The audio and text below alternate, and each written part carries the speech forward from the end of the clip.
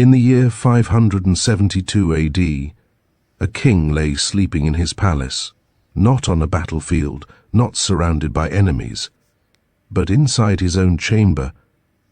The queen moved silently. Her hands didn't hold a crown, they held revenge, because years earlier, that king had forced her to drink wine from a cup made of her father's skull, and now the price would be paid in blood. This is the story of Rosamund, the captive princess who became the most dangerous woman in early medieval Europe. Rosamund was born a princess of the Gepids, a Germanic people living in the heart of Europe, near the Danube. Her father was King Cunimund, the last great ruler of his kingdom. But the Gepids lived in a brutal age, an age where kingdoms rose, only to be crushed, and one rival wanted everything they had: the Lombards, led by a warrior king named Alboin. In the 56 Alboin hungered for conquest, but he knew the Gepids were strong, so he formed an alliance with one of the most feared powers on earth, the Avars. Together, they descended like a storm. In 567 AD, the Gepid kingdom was destroyed. King Cunimund was slain, his people scattered, and Rosamund was taken alive, a princess, turned into a prisoner. And then, Alboin committed an act so cruel that history would never forget it. According to medieval chroniclers, Alboin ordered Cunimund's skull to be cleaned, carved, and turned into a drinking cup, a trophy of domination. And at a royal feast, he forced Rosamund to drink from it. Imagine the horror. A daughter made to raise wine from the bones of her murdered father. Some accounts say Alboin mocked her, saying, "Drink joyfully with your father." It was not just cruelty, it was humiliation. A message: your bloodline is finished, your kingdom is gone, you belong to me. But Alboin made one mistake. He thought humiliation would break her. Instead, it forged something else: revenge. Soon after, Alboin invaded Italy. In 568 AD, the Lombards poured into the peninsula, seizing cities, crushing resistance, carving out a new kingdom. Rosamund became queen, but not by choice.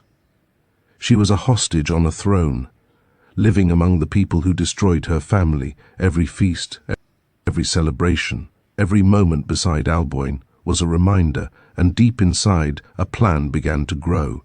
By 572 AD, Rosamund could no longer endure it. She found an ally, a powerful Lombard nobleman named Helmichis. Some sources say he was her lover. Others say he was simply ambitious. But together, they plotted the unthinkable: the assassination of the king. Yet they needed one more man, a warrior strong enough to strike the final blow. His name was Perideo. Rosamund drew him in. Some say with seduction, some say with deception. But once he was involved, there was no escape. Now the trap was set. The king would fall, not in war, but in his bed. The day came in Verona. Alboin lay down for a midday rest. Rosamund moved quietly. She made sure his sword could not be reached. Some accounts say she tied it to the bed. Then the door opened. Helmichis and Perideo entered. Alboin awoke.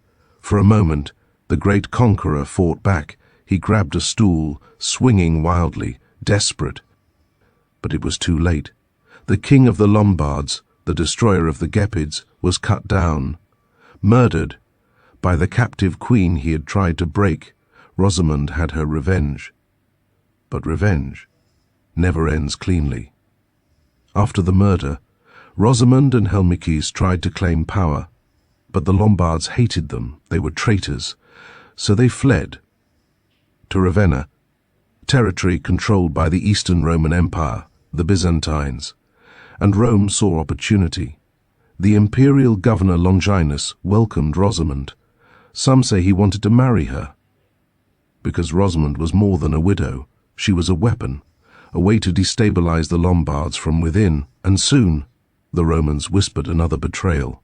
Longinus urged Rosamund, "Kill Helmichius, and you can rule beside Rome." So Rosamund prepared poison. She offered Helmichius a drink. He raised it. He swallowed. Then he realized, and in one last act of fury, he forced her to drink as well. The Queen of Vengeance and her lover-conspirator died together, poisoned, broken, consumed by the very betrayal they had unleashed. Rosamund's story is one of the darkest in medieval history. A princess whose kingdom was destroyed, a daughter forced to drink from her father's skull, a queen who answered humiliation with murder, and an empire that turned revenge into politics. In the end, no one truly won, only blood remained. Because in the brutal world of the early Middle Ages, power was temporary. Love was dangerous, and vengeance always demanded more. If you enjoyed this tale of betrayal, conquest and revenge, make sure to like, subscribe and share. Because history is not just kings and battles. Sometimes history is a skull cup and a queen who refused to forget.